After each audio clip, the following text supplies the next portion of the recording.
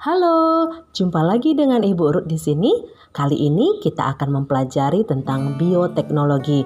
Nah, pada video kali ini kita akan mempelajari tentang pengertian bioteknologi, perkembangan bioteknologi, prinsip dasar bioteknologi, mikroorganisme dan bioteknologi, kultur jaringan, rekayasa genetika. Bagaimana selanjutnya? Mari kita saksikan bersama-sama. Konsep dasar bioteknologi. Bioteknologi berasal dari kata bios yang artinya makhluk hidup, teknos yang artinya aplikasi atau penerapan, dan logos yang berarti ilmu.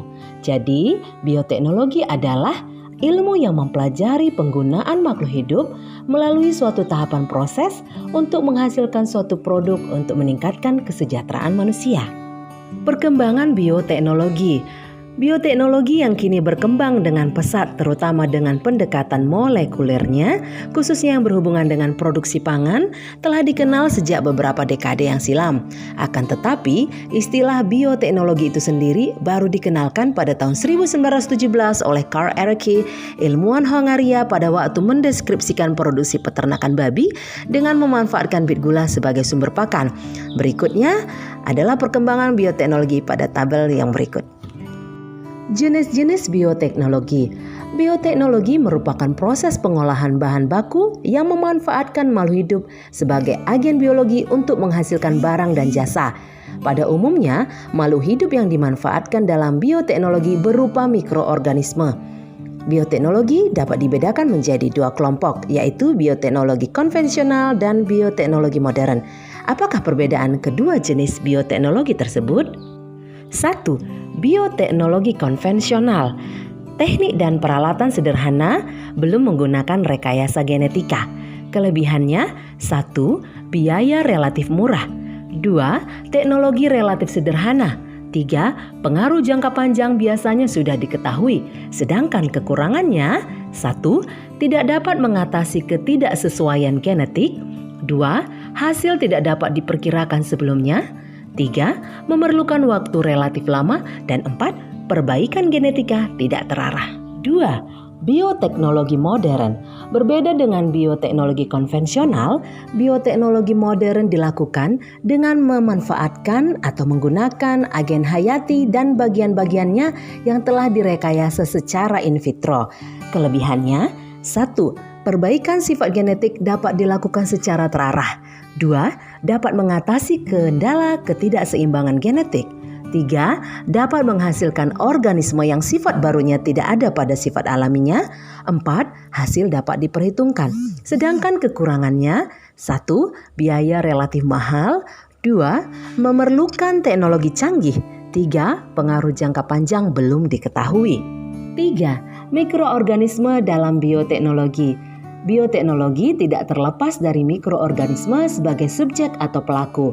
Mikroorganisme yang dimaksud adalah virus, bakteri, jamur, alga, dan protozoa. Mikroorganisme menjadi subjek berbagai proses bioteknologi karena beberapa alasan berikut. 1. Reproduksinya sangat cepat. 2. Mudah diperoleh dari lingkungan. 3. Memiliki sifat tetap tidak berubah-ubah. 4. Menghasilkan produk sesuai keinginan. Dan 5. Tidak bergantung pada musim atau iklim. Pemanfaatan mikroorganisme untuk bioteknologi sangat membantu manusia mengatasi masalah makanan, pertanian, pengobatan, pengolahan limbah, industri, dan lain-lain. Bioteknologi pengolahan bahan pangan. Mikroorganisme dapat membantu proses pembuatan bahan pangan atau mengubah bahan pangan menjadi bentuk lain. Sejak dulu, orang sudah menggunakan mikroorganisme untuk pengolahan bahan pangan. Prosesnya disebut fermentasi yang termasuk dalam proses bioteknologi konvensional.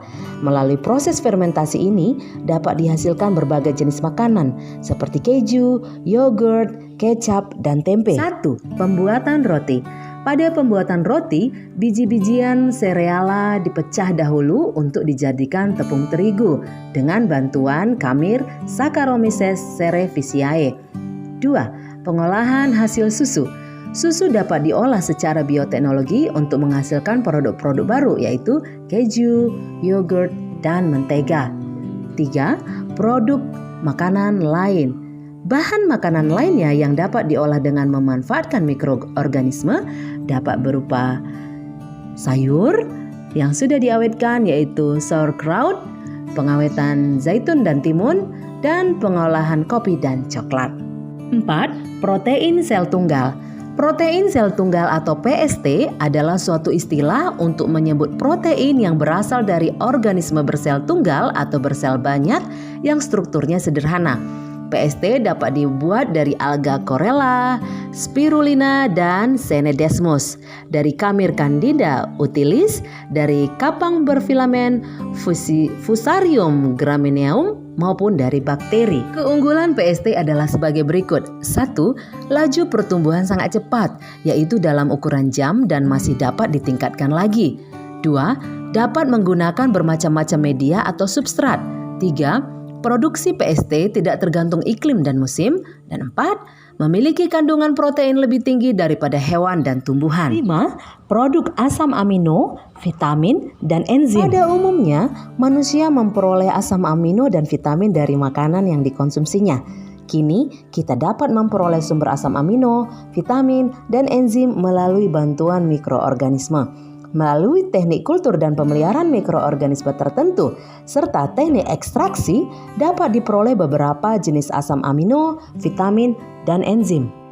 Misalnya, treonin dan lisin dari Corynebacterium glutamicum dan selulosa dan lipase dari Aspergillus niger. Kultur jaringan.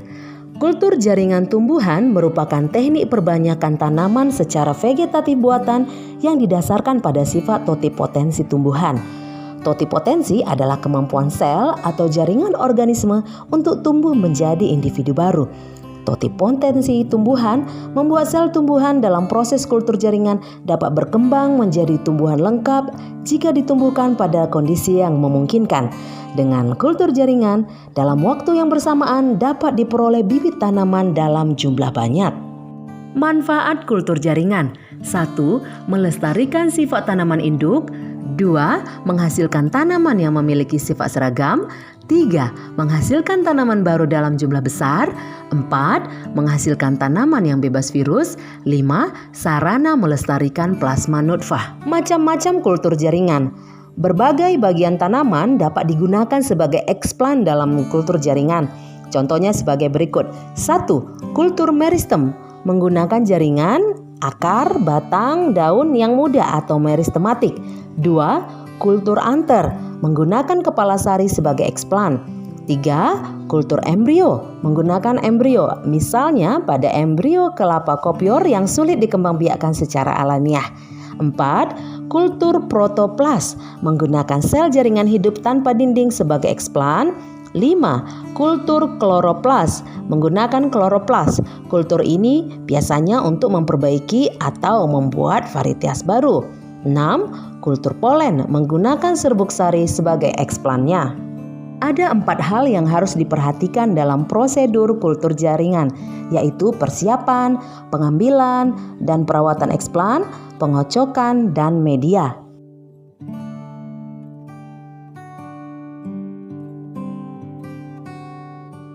Rekayasa genetika.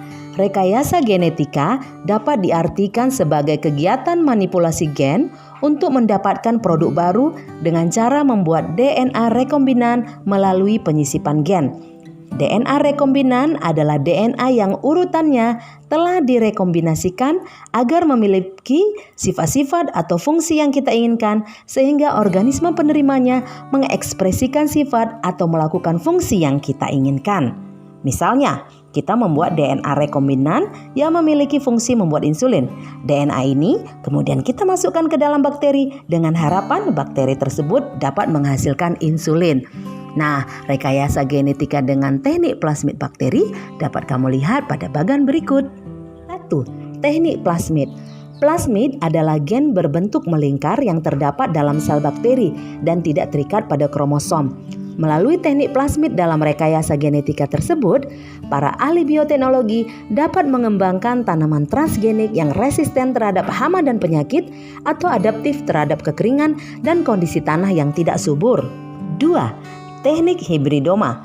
Teknik hibridoma adalah penggabungan dua sel dari organisme yang sama atau dari sel organisme yang berbeda sehingga menghasilkan sel tunggal berupa sel hibrid atau hibridoma yang memiliki kombinasi sifat dari kedua sel tersebut. Teknik hibridoma ini penting untuk menghasilkan antibodi dan hormon dalam jumlah besar. 3. Terapi gen. Berbagai penyakit fatal misalnya kanker berpangkal pada sel-sel sebagai unit terkecil jaringan. Kejanggalan berawal pada kelainan gen, yaitu kelainan pembawa gen di inti sel. Gen cacat inilah yang membuat sel jaringan menjadi sel-sel kanker. Para ahli berusaha melawan gen-gen perusak dalam inti sel itu dengan berbagai cara rekayasa genetika. Upaya yang dirintis tersebut dikenal dengan istilah terapi gen. Terapi gen adalah perbaikan kelainan genetis dengan memperbaiki gen. 4. Cloning atau pengklonaan. Cloning berasal dari kata Yunani kuno, klon yang berarti ranting atau cangkokan. Dalam bahasa Inggris, clone atau klona digunakan untuk menyebut sekelompok makhluk hidup yang dilahirkan tanpa proses seksual. Istilah clone atau klona pertama diusulkan oleh Herbert Weber pada tahun 1903. Pada tahun 1952, Robert Briggs dan Thomas J. King dari Amerika Serikat mencoba teknik cloning pada katak. 10 tahun kemudian, tahun 1962, John B. Gurdon juga mencoba teknik cloning pada katak. Namun, percobaannya menghasilkan banyak katak yang abnormal atau cacat. Tahun 1966, Ian Wilmut dari Inggris mengklona domba. Ia menggunakan sel kelenjar susu domba Finn Dorset sebagai donor inti dan sel telur domba Blackface sebagai resipien. Dari percobaan-percobaan cloning di atas, apakah menurutmu cloning dapat dilakukan pada hewan-hewan lain, misalnya pada manusia? Demikian pemaparan bioteknologi. Tentang penerapan bioteknologi akan saya bahas di video selanjutnya. Selamat belajar.